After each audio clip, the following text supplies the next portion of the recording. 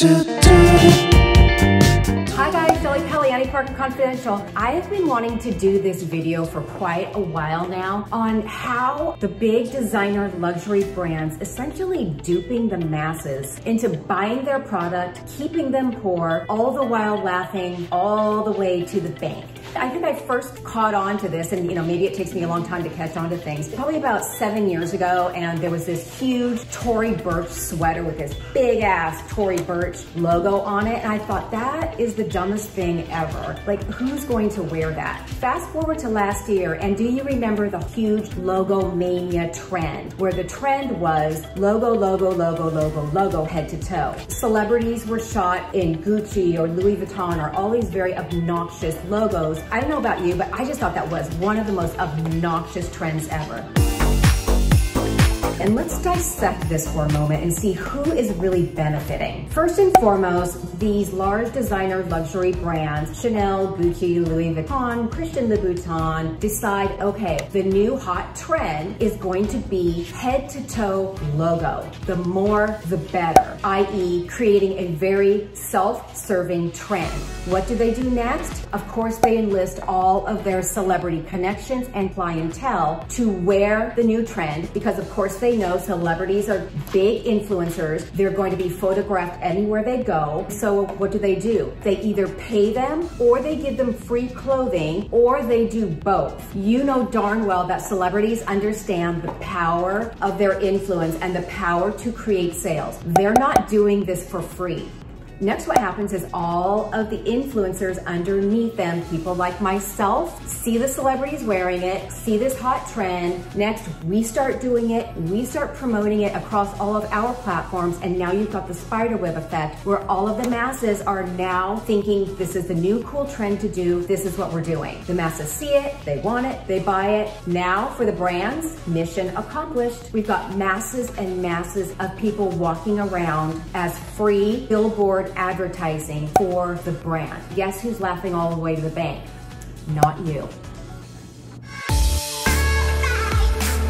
Do you see any correlation between a herd of branded cattle and a herd of the masses walking around in branded gear? There's no difference. Hey guys, if you like my channel, please consider subscribing to it. And if you like this video in particular, please consider giving it a thumbs up. It helps my video rankings and I greatly appreciate it.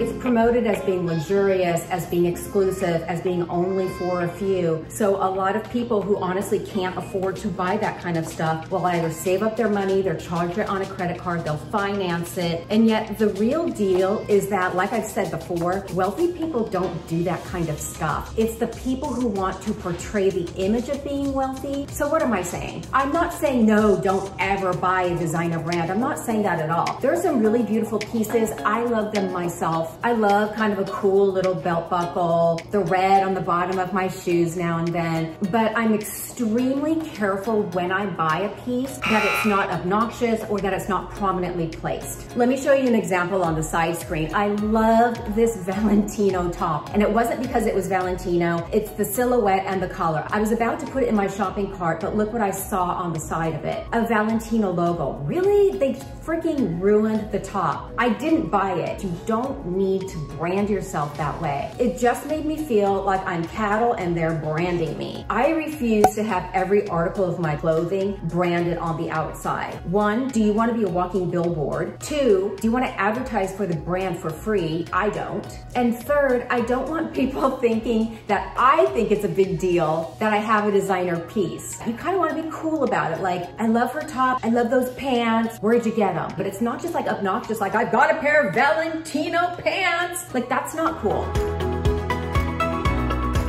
And here's the kicker. Luxury brands are no longer, well, exclusive. They are no longer an exclusive luxury item only available to the affluent. So hear me out for a little bit. With the advent over the past probably 7 to 10 years of online luxury consignment stores like The RealReal, Fashion File, Tradesy, where you can go online and buy pre-used luxury items at a fraction of the price, like Chanel, Hermes, Valentino, all of them. It is now accessible and available to everyone.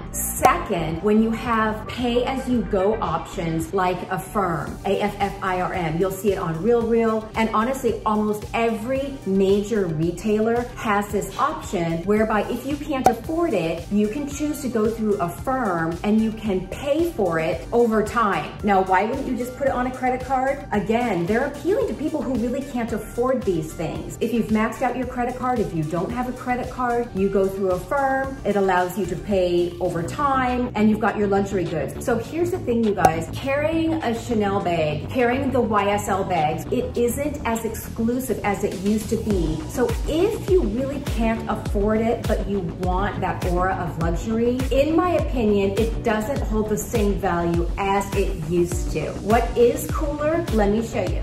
Okay, in the past, I would have carried this. Now this is my bag, obviously. It's the YSL envelope bag. And yeah, you know what? It's really pretty. Everybody freaking has it. Everybody can get it. They can go on the RealReal. They can get it used for a fraction of the cost. So now I just kind of feel like, well, I don't want to be like everybody else. So here's what I've done. And I think I showed you this. This is an equally priced bag. It's just as expensive. It's a beautiful, beautiful leather. It's by Loewe, L-O-E-W-E. I think it's just kind of cooler. It's sort of like you might see me wearing it and think, that's a nice bag. That looks like an expensive outfit. I wonder what that is. But it doesn't look like I'm trying too hard. That is the route that I have started going more by.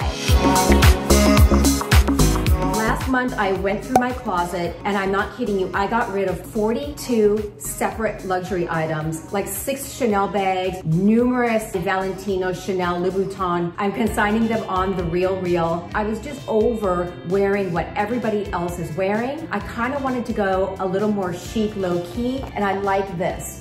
Never, ever, ever will I ever buy these 2 bags again. I could walk out my front door and see 50 people with the same things. And oh, by the way, freaking overpriced. I can't remember how much they are. You probably know. They're like, I don't know, 1,500 bucks, but they're so overdone. Everybody has them. I'm not doing that anymore. I know this is a different silhouette, but instead I'm opting for something a little more low key. This is still a designer bag. This is Salvatore Ferragamo. It's beautiful in person. It's just like a gray, beautiful pebbled leather, but notice the subtlety. I'm not walking around with a big ass logo all over my bag. It is beautiful, it's chic, but you still look at it and think that is a nice bag. So that is more the route I'm going. What is your opinion? What do you think of the big, huge logo trend? I always love hearing from you. Please be sure to comment below. And for all things wellness, style, fitness, and healthy living, subscribe to my channel or visit me on the blog, YanniParkerConfidential.com, and I'll see you on the blog. Bye, y'all.